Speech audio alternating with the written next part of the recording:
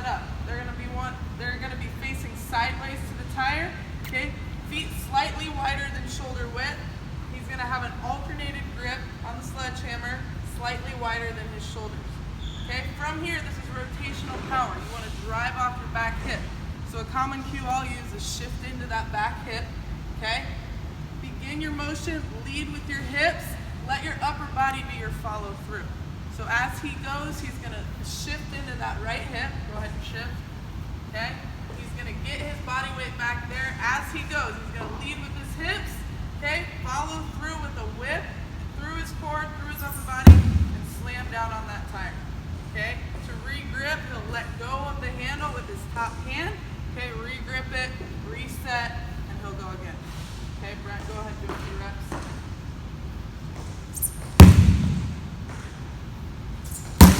Okay, 2 more.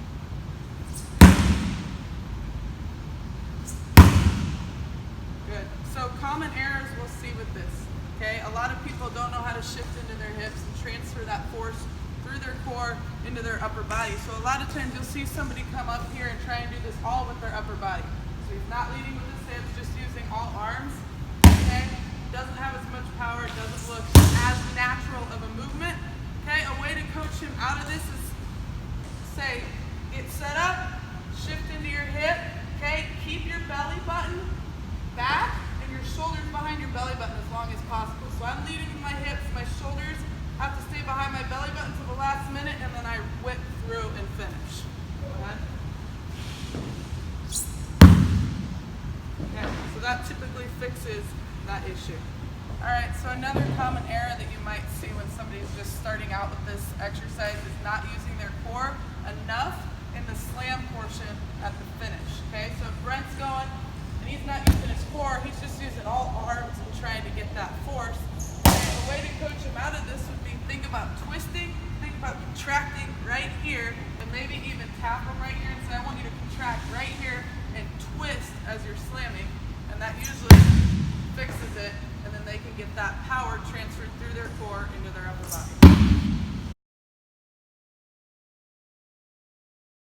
A progression to the rotational tire slam would be a jammer rotation. Now, if you don't have a jammer machine, you could do a landmine rotational press. Same thing, okay? It's just a progression because you can load the movement. Okay, so Brent's gonna set up essentially the same way he did on the tire. Okay, he's gonna have his feet shoulder width, slightly wider, okay, in an athletic stance. When he goes, he's still transferring weight off that back hip. He's still letting that force come through his core into his upper body, creating a whip and a punch. Okay, so he's gonna show you a couple reps on both sides. Driving off his back leg, he's exploding through, okay, he's transferring that force through his body, okay, in that transverse plane. Good.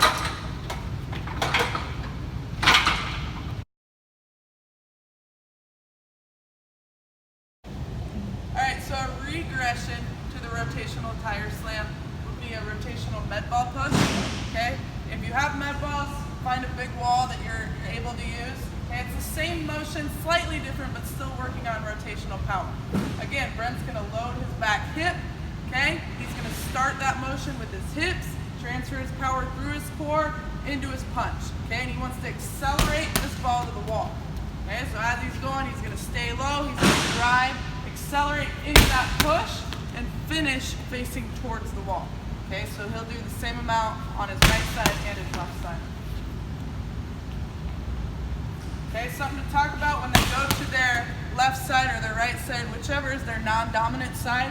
Okay, talking about high-fiving the wall. Okay, every time he wants to high-five that wall, that'll help with follow-through.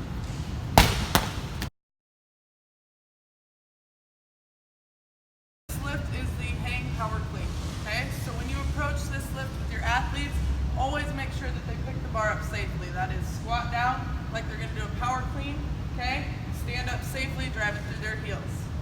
All right, from the hang position, essentially what he's going to do is find his loaded position, okay, by hinging at his hips, okay, and letting his chest fall forward. So chest is over the bar, shoulders are nice and open, okay? His weight's back on his heels, his knees are behind that bar, okay? And he's in a hinged position. From here, okay, his goal is to get into triple extension by driving his hips through. Triple extension at the hips, knees, and ankles. Okay, once he gets into triple extension, he is going to shrug that bar up. So if you want to go into the shrug, Brett. Triple extension, shrugging that bar up. Okay, from here, he's going to pull, elbows high, okay? And then he's going to drop under that bar. All right, that was really slow motion, hard for him to do.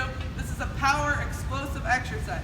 So, putting it all together, he's going to find that cover position, okay? He's going to aggressively get into his shrug, okay? Aggressively pull that bar up, and he's going to think he's pulling himself under the bar, and I want him to catch it in a racked position. Elbows up, release his grip, okay? Just like a front squat, like how you would perform a front squat. All right, Brett, here we go. Let's go 3 reps. As he catches it, okay, he's going to catch it in a squat position, okay, and then stand up before he resets into the next repetition. Okay? Some common errors that we see with a hang clean. Some people don't know how to hinge their hips, right? So when we go up and pick up this bar, okay, to get into his covered position, he may try and squat this bar. Okay, so instead of hinging, he's going to squat this bar. Okay, here he's not in a good explosive position. His knees are bent, his chest is back, his hips aren't loaded. Okay, go ahead and stand up. A way that we would coach somebody out of this is say, keep your knees behind the bar and let your chest fall forward. Okay, say, my knees cannot go in front of that bar, my chest has to fall forward. Normally that fixes the movement. Okay, a second issue you see with the hang clean is the bar path gets too far away from the athlete's body. Okay, so after his shrug, okay, he's throwing that bar too far off his hips, and then he's having to pull that bar back into his body. So you want to go ahead and demo that? So then that messes with his catch, okay, and it's not smooth, it's not efficient. Okay, so the main cue you just tell athletes here is say keep that bar tight to your body as you pull. Send your hips through, but shrug that bar up tight to your body, and that usually fixes the movement.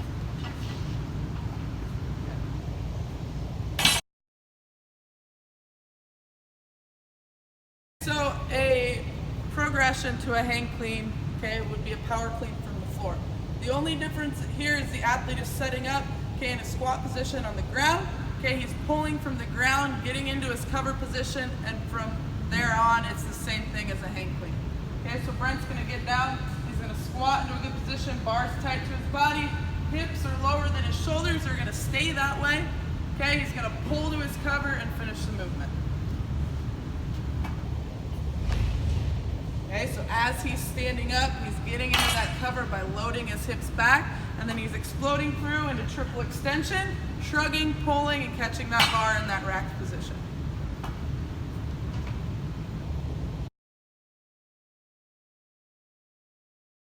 All right, so a regression to a hang power clean would be a rack clean. Okay, so you're gonna have either a set of scoops on a squat rack or some setup similar to this. Okay. When you set it up with the bar, you want to make sure it's above his knees, not any lower. Okay, you really don't want it up at his waist either, so there's a sweet spot just on that quad right there where you want that bar hitting. Okay, from here, Brent's just going to find his cover position right away with the bar still racked.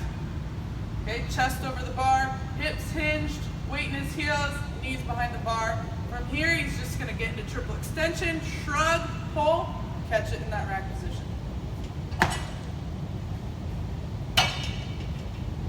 Driving